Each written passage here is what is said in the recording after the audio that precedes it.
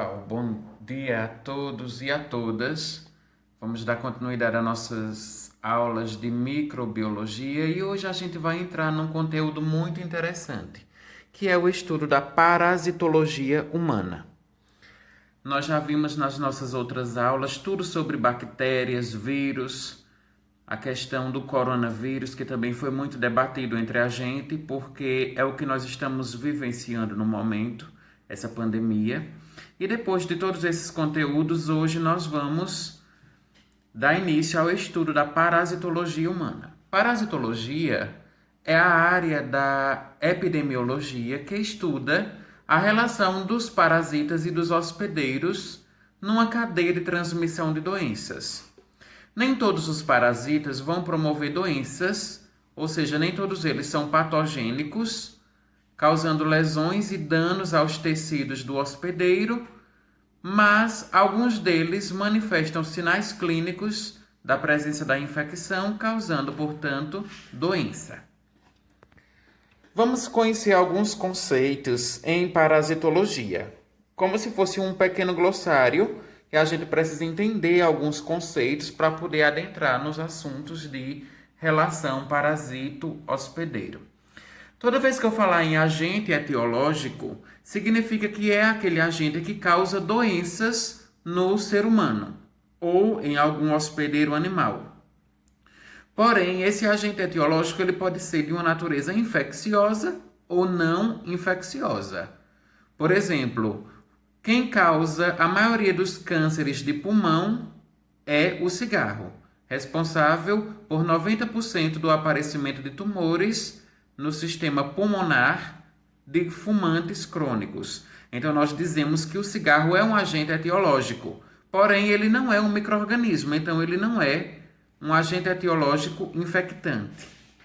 Já o agente infeccioso é aquele ser biológico, pode ser um vírus, uma bactéria, pode ser o parasita, que vai promover infecção e, portanto, causar doença. Fase aguda e fase crônica das doenças. A fase aguda é aquela fase inicial. A partir do momento em que há a infecção, até os próximos dias, os primeiros dias dessa infecção, se considera como fase aguda. É aquele período após a infecção em que os sintomas clínicos eles são mais marcantes. Então, numa doença aguda, nós temos aquele período de infecção e logo em seguida, aquela sintomatologia ela é muito frequente, ela é forte, é acentuada. Por exemplo, nos quadros de gripe, onde há o processo de infecção pelo vírus da gripe e logo em seguida o indivíduo vai ter todos aqueles sinais e sintomas, a cefaleia, a dor de cabeça, a febre bem evidente, tosse, coriza, enfim. Já a fase crônica é uma fase mais tardia da doença e ela demora mais, como por exemplo nas infecções pelo vírus da hepatite, onde o paciente desenvolve cerca de 6 meses com o vírus ali incubado para poder desenvolver a fase crônica da doença da hepatite. Então, é uma fase que há um equilíbrio relativo entre o hospedeiro e o agente infeccioso. Por quê? Porque o agente infeccioso está ali causando parasitismo durante um longo período de alguns meses, promovendo cronicidade dessa doença. Então, é a fase de maior duração, é aquela fase em que o parasita e o hospedeiro já estão mais equilibrados nessa relação aí entre eles. Infecção é a penetração e desenvolvimento ou multiplicação de um agente infeccioso dentro do organismo. Então, nós dizemos que houve uma infecção quando esse agente infeccioso adentrou o interior do organismo do parasitado e ali promoveu multiplicação através também de multiplicação sexual ou assexual, mas que esse micro-organismo promoveu multiplicação e também sobrevida ali dentro desse hospedeiro. Então aí ocorreu uma infecção, um processo infeccioso. Como eu falei no início, nem todo processo infeccioso vai resultar em sinais e sintomas. Existem várias doenças que cursam com quadros assintomáticos. O paciente não vai sentir nada. E nós temos a parasitemia, que ela reflete a carga parasitária no sangue do hospedeiro. Se eu quero saber se aquela parasitose ela é alta ou ela é baixa, vai depender muito da carga parasitária, de quantos parasitas estão presentes ali no sangue periférico do paciente. Então é por isso que a gente realiza exames de sangue para detectar a presença de parasitos, parasitoses, e essa carga viral parasitária, ela vai refletir sobre essa quantidade, se o paciente tem muitos parasitos ali infectando ou se tem poucos. Patogenicidade é a habilidade de um agente infeccioso provocar lesões. Então, a partir do momento que o meu agente infeccioso, que o meu parasito, vai provocar lesões e vai originar ali sinais e sintomas a nível corporal, significa dizer que essa patogenicidade, essa patogenia, é essa capacidade que o parasito tem de provocar essas lesões ou esses danos celulares e teciduais. E portador é o hospedeiro. É aquela pessoa ou aquele animal que foi infectado e que alberga o agente infeccioso sem manifestar sintomas, mas capaz de transmiti-lo. Então, o portador é aquele hospedeiro que ele não desenvolve a doença, a patogenia da infecção, ou seja, ele não demonstra sinais ou sintomas clínicos, porém, pelo fato dele ser portador e dele ter o parasito ali intracorporal, ele vai ser capaz de infectar e de transmitir o agente infeccioso para outros portadores. Profilaxia é um conjunto de medidas capazes de prevenir ou erradicar e também de controlar a doença. Então, profilaxia é um conjunto de atitudes, de posturas que são tomadas a nível sanitário para controlar essa disseminação dessas doenças. Por exemplo, a administração de medicamentos de antimicrobianos, a administração de antivirais capazes de neutralizar a multiplicação desses micro-organismos, ou seja, de impedir que eles se multipliquem mais ainda. E aí essa profilaxia pode ser tanto medicamentosa como não medicamentosa. E no caso da profilaxia não medicamentosa, é um conjunto de ações que vão impedir a propagação dessas doenças, de que o micro-organismo se multiplique. Como, por exemplo, isolamentos sociais, que nós estamos vivenciando muito agora nessa quarentena. Então, é uma profilaxia preventiva, para que não haja multiplicação nem propagação do vírus. Já que estamos falando da pandemia agora, não vai haver multiplicação do vírus se as pessoas ficarem isoladas dentro de suas casas. Então, isso é uma das medidas de profilaxia adotadas para combater a disseminação da doença. E nós temos os reservatórios. O reservatório pode ser o homem, pode ser os animais, algumas plantas, o solo ou qualquer matéria orgânica onde vive e se multiplica um agente infeccioso. Então, agentes infecciosos, eles podem muito bem se multiplicar parasitando o ser humano, parasitando algumas outras espécies de animais, ou então alguns parasitos que na forma de vida livre também vão promover multiplicação no solo. Então, reservatórios são todos esses ambientes, sejam eles vivos, ou seja, biológicos ou não vivos, que vão ali promover a multiplicação do parasito. Sinantropia é uma relação muito aproximada entre alguns animais com os seres humanos. Então, por exemplo, os roedores, ratos, baratas, algumas aves, mamíferos, eles têm essa capacidade de se adaptar e de viver muito bem próximo dos seres humanos. Então, há essa relação que nós temos entre seres humanos e algumas espécies de animais. Nós chamamos isso de sinantropismo.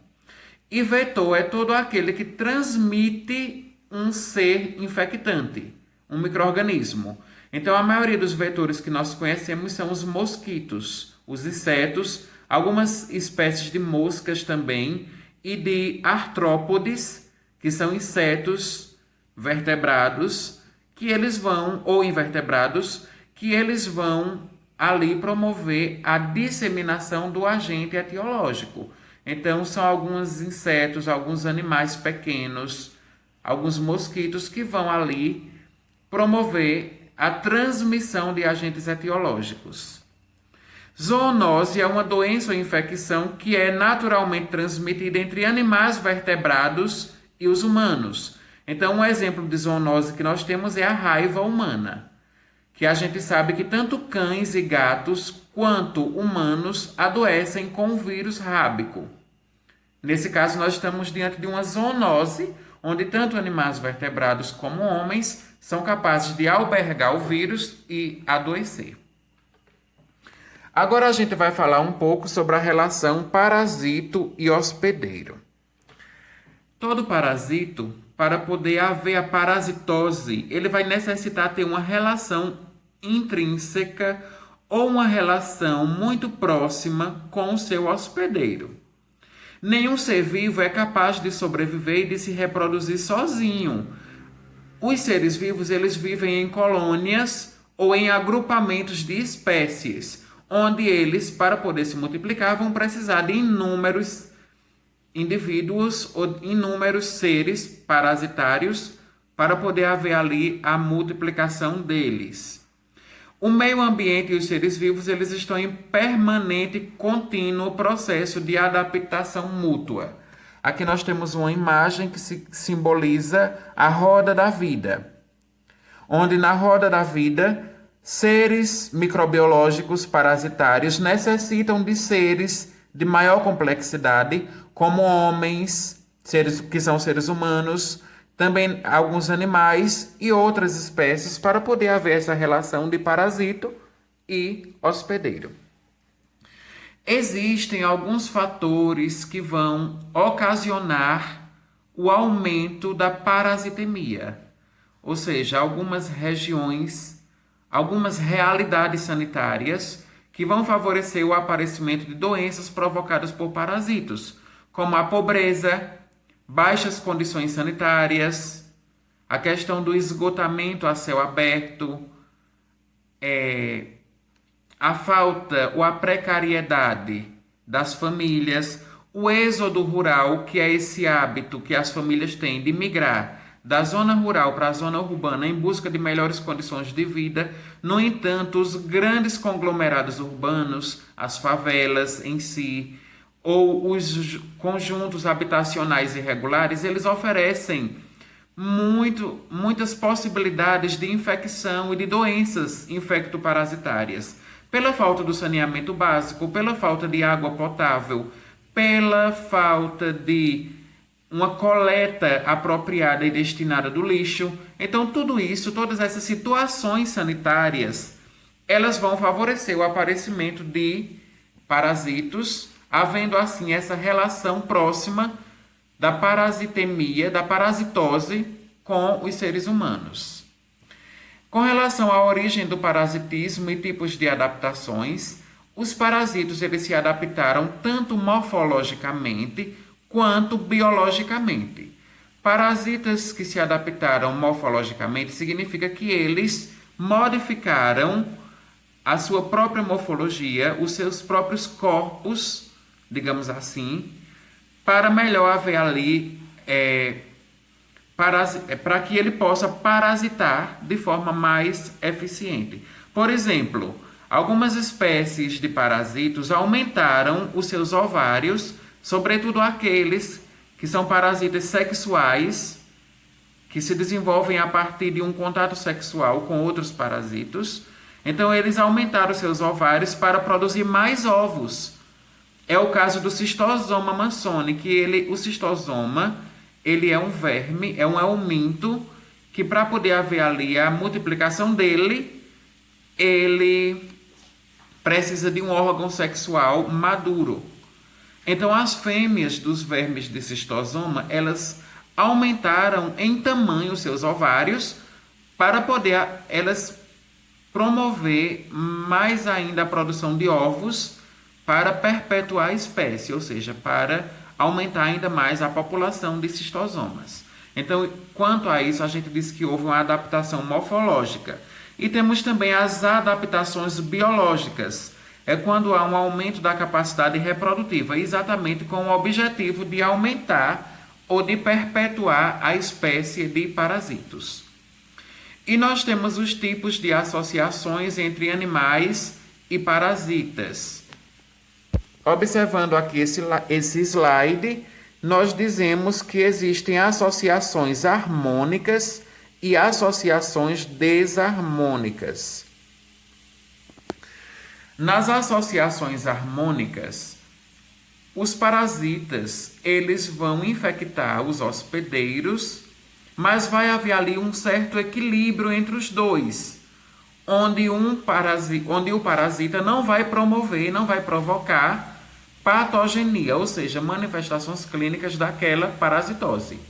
Já quando acontece uma relação do parasito com o hospedeiro do tipo desarmônica, é quando poderá haver ali a presença de sinais clínicos e de infecções, onde esse paciente, o hospedeiro, ele vai desenvolver manifestações clínicas por causa daquela parasitose. Aí, as associações do tipo harmônicas, elas podem ser do tipo comensais, mutualistas ou simbióticas. São 3 subtipos de associações harmônicas, que a gente vai estudar cada uma delas separadamente. O comensalismo, o mutualismo e a simbiose. Já com relação aos tipos de associações desarmônicas, que são aquelas que podem trazer prejuízos ao hospedeiro, nós temos a competição, a neutralização ou neutralismo, nós temos o canibalismo, o predatismo e o parasitismo, que nós também iremos estudar cada uma delas separadamente. Então vamos começar aqui por as interações parasito-hospedeiros harmônicas, falando um pouco mais sobre o comensalismo. O comensalismo é uma relação parasito-hospedeiro, a qual o hóspede, que é o parasito, obtém vantagens sem prejuízos para o hospedeiro. Quando a gente diz assim que o parasito obtém vantagens, significa que ele tem abrigo, ou seja, proteção, habitação, ele está habitando aquele ser que está hospedando ele. Ele tem também transporte, porque dentro daquele hospedeiro ele poderá se locomover, dependendo do tipo de parasito. Se esse parasito tiver flagelos, tiver algum órgão de locomoção, então dentro do hospedeiro ele poderá também se locomover e também ele vai encontrar nutrição. No hospedeiro ele vai encontrar nutrientes necessários para a sua sobrevida ali intracelular. Então ele se aproveita para obter alimentos, nutrientes e algumas proteínas também nutritivas para ele se auto-replicar ou promover parasitose. Isso é um exemplo de comensalismo. Gente, a Entamoeba coli, que é uma das espécies do parasito que promove amebíase, ela vive no intestino grosso de seres humanos. Porém, os seres humanos que albergam essa Entamoeba coli, eles não desenvolvem a doença, porque a Entamoeba histolítica é a única espécie de ameba capaz de desenvolver os sinais e sintomas e de fazer com que o paciente fique doente. Já na Entamoeba coli, que é outra espécie de ameba, que não causa danos, não causa sinais e sintomas no paciente, apesar de que esse tipo de ameba vive ali no intestino grosso do paciente, então nós dizemos que há uma relação comensal. O parasita sobrevive, se alberga ali, obtém nutrientes do ser humano, mas não causa males ou danos a ele. Então nós temos aí uma relação comensal entre para o parasito e o hospedeiro. Aqui nós temos a imagem da Entamoeba coli no intestino grosso de seres humanos. É uma imagem microscópica, onde a gente percebe ali que o parasito está ali infectando, porém não está promovendo sinais evidentes dessa parasitose. Nós temos o mutualismo. O mutualismo é quando duas espécies se associam para viver e ambas são beneficiadas. Há uma associação obrigatória. Então, aqui no mutualismo, diferentemente do comensalismo, tanto o parasito como o hospedeiro vão obter benefícios próprios dessa relação parasito-hospedeiro. A simbiose é quando acontece uma associação entre seres vivos, os quais são incapazes de viver isoladamente. Então, o hospedeiro necessita do parasito e parasito necessita do hospedeiro para haver a manutenção dos seus ciclos biológicos ou de vida. Isso acontece na simbiose. O hospedeiro ele fornece abrigo e fontes de alimentos que, por sua vez, sintetizam substâncias necessárias ao hospedeiro, ao parasita. Então, por exemplo, algumas bactérias que elas parasitam o interior de protozoários de vida livre. Algumas bactérias, quando elas vão infectar alguns protozoários, tanto as bactérias quanto os protozoários são capazes de sintetizar, ou seja, de produzir substâncias nutritivas que vão ser vantajosas tanto para as bactérias como para os protozoários. Então, ali nós dizemos que houve uma simbiose, uma troca de benefícios ou de bens, digamos assim, entre os dois seres. Aqui nós temos a imagem de um caranguejo eremita. O que é que o caranguejo eremita faz? Para se proteger da radiação, do sol, das intempéries ambientais, né? Como o sol, a salinização da água, as águas muito salgadas, né? Do mar. Então, o que é que o caranguejo faz? Ele adentra o interior de um caramujo. Um caramujo que estava ali na beira do mar, e esse caramujo ele foi abandonado pela sua larva. Então o caranguejo vem e se alberga dentro do caramujo como forma de proteção contra as intempéries do ambiente. Proteção contra os raios do sol, contra a salinização da água, contra seres humanos que podem vir, podem pisar no caranguejo, enfim. Então é uma forma de proteção que ele encontra. E aí nós temos uma relação do caranguejo com o caramujo. Esse é um exemplo de simbiose, onde um se beneficia da ação do outro. Nós temos a competição. Exemplares de mesma espécie ou de espécies diferentes lutam pelo mesmo abrigo ou alimento. Aí, nesse caso, é como se fosse realmente uma briga. Nós temos duas espécies diferentes ou então duas espécies iguais de insetos ou de parasitos que vão brigar pelas mesmas fontes de alimento e pelas mesmas fontes de hospedagem, sendo que as populações mais fortes prevalecem e ganham essa batalha. E as populações menos robustas, mais fracas, elas saem perdendo nessa questão da competição. Então, um exemplo de competição muito típica é a que ocorre entre as moscas das espécies Calliphoridae e Sarcopharidea. Vamos aqui à imagem. Veja, são duas espécies de moscas diferentes, certo? Uma mais azulada, a outra mais escurecida. Aqui nós temos a carcaça ou um cadáver de um animal. Essas moscas, para poder elas depositarem os seus ovos e obter nutrientes para fecundar os seus ovos, vão necessitar da matéria orgânica que seria a carcaça ou o cadáver.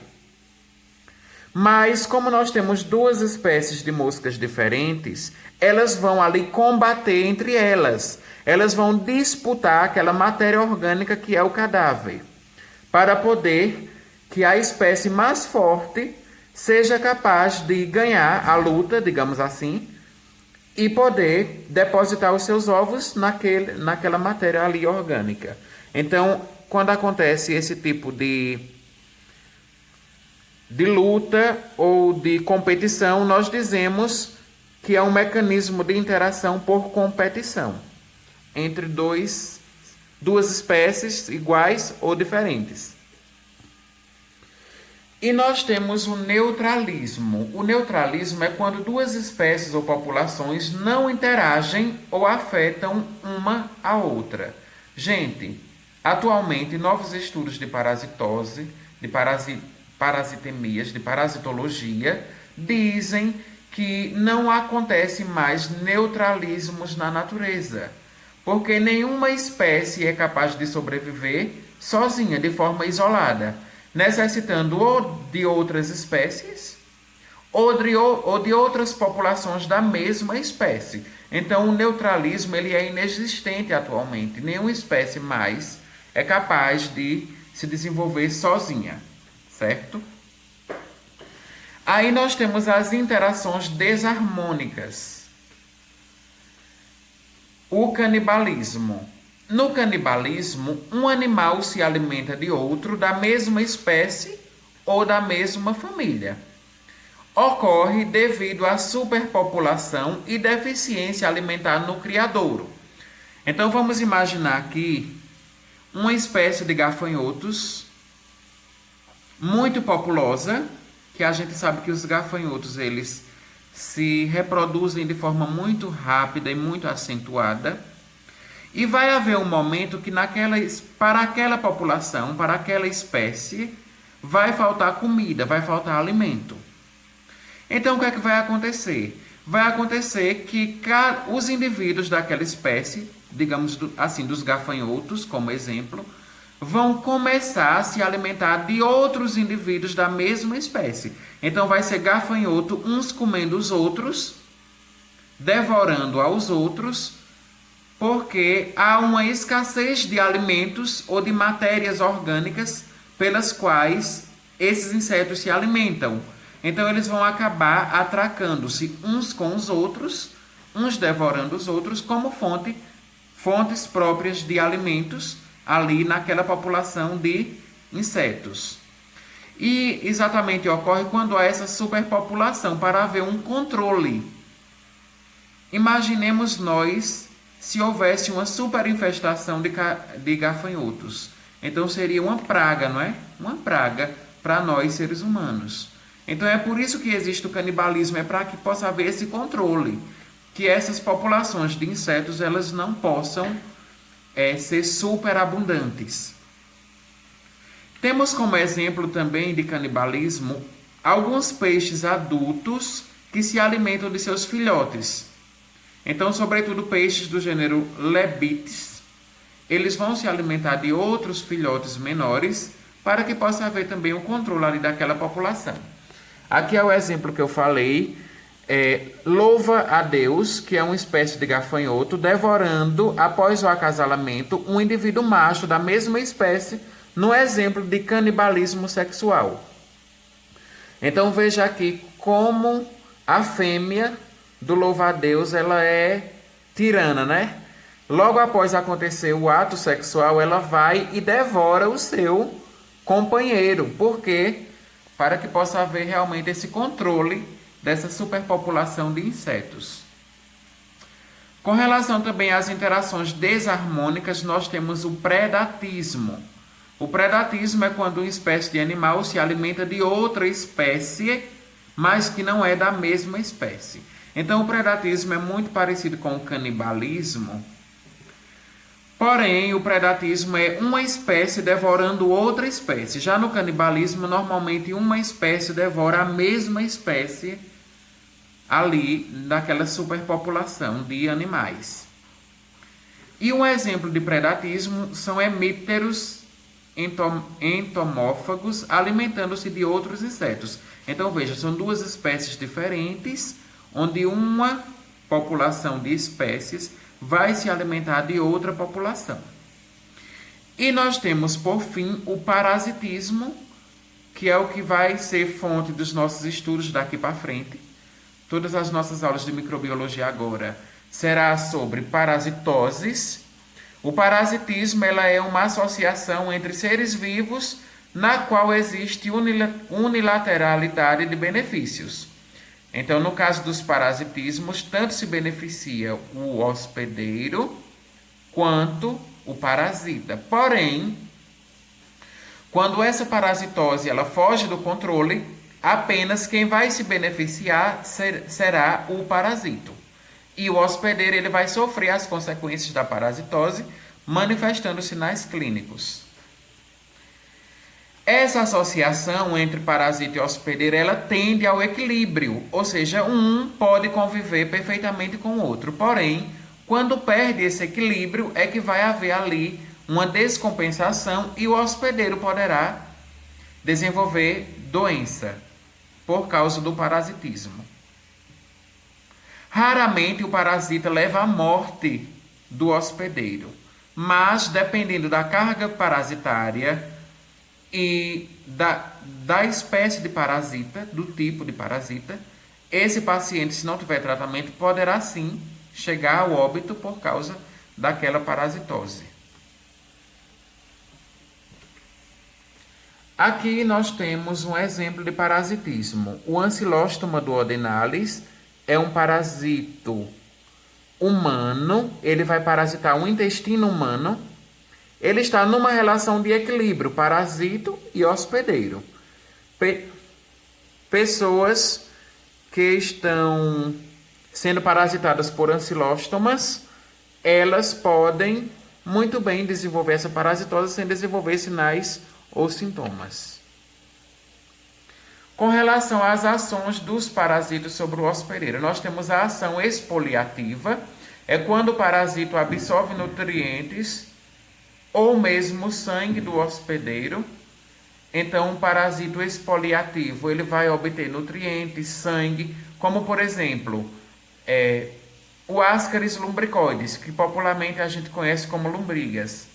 Elas obtêm ali do hospedeiro, ou seja, da pessoa que ela está parasitando, fontes de ferro, de nutrientes, de hemácias ali, porque ela suga literalmente o sangue intestinal do hospedeiro.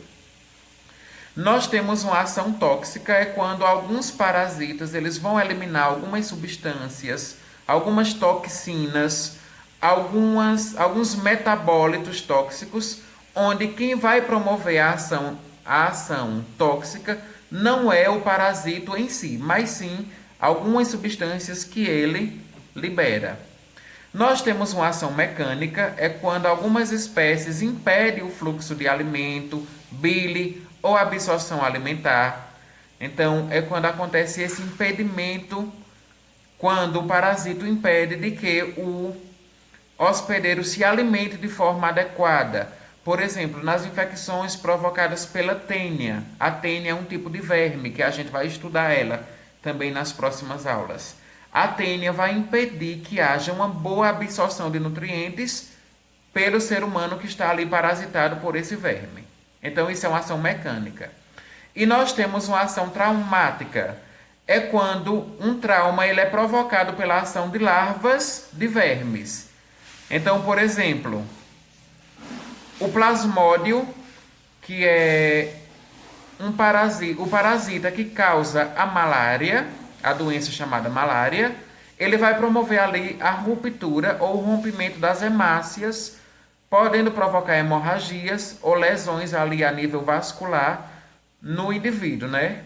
Então, quando acontece isso, essa lesão, nós dizemos que é uma ação traumática do parasita. E nós temos a ação irritativa. Por exemplo, quando esse parasita ele vai promover uma irritação de algum tecido ali do hospedeiro. Essa irritação ela gera alguma lesão traumática, irrita e pode promover algumas manifestações clínicas ali irritativas. E nós temos a ação enzimática, quando algumas enzimas liberadas pelo parasito atuam também para promover manifestações clínicas no hospedeiro. E por último, nós temos a anóxia. A anóxia ocorre quando o parasito consome oxigênio da hemoglobina e assim produz anemia. Eu já havia falado da ação do plasmódio, né? Nas hemácias, o plasmódio é o parasita que causa a malária e quando ele rompe essa hemácia, ele vai promover uma certa anóxia ou uma diminuição da oxigenação do sangue daquele indivíduo. Outro exemplo de anóxia é uma infecção provocada pelo ascaris, pela lombriga, que vai ali reter o ferro da hemoglobina, vai reter também algumas hemácias, e esse paciente ele pode ficar anêmico e pode sofrer por uma anóxia, que seria uma deficiência da oxigenação desse sangue por causa da ação do parasito. Bom, gente, essa foi a nossa primeira aula de parasitose. A partir das próximas aulas, nós iniciaremos o estudo de cada uma delas. Vamos estudar giardíase, amebíase, vamos estudar tricuríase, a malária, vamos estudar tênia, teníase, cisticercose, todas elas, para que vocês possam ficar bem aprofundados nesse estudo de parasitologia, certo? Assim como as bactérias e os vírus, os parasitas, eles também são seres que, dependendo da taxa de infecção, da parasitemia, dependendo também do hospedeiro, das condições clínicas, nutricionais, imunológicas do hospedeiro, os parasitas também podem provocar grandes problemas de saúde. E aí entra o nosso papel, enquanto trabalhadores de saúde, de combater essas parasitoses, principalmente naquela comunidade que a gente for trabalhar, aquela comunidade carente, às vezes periférica, onde a gente vê que a população lida diariamente com problemas sanitários, com a falta de esgotamento sanitário, com a falta de infraestrutura, de coleta adequada do lixo, a falta de uma água tratada para o consumo daquela população. Tudo isso vai interferir negativamente nas questões ambientais e na propagação dessas doenças. Então fica aqui o meu convite para, a partir dessa aula, nós termos esse mês aí todinho de aulas para falarmos só sobre parasitose. Obrigado a todos, tenham um bom dia. Tchau, tchau.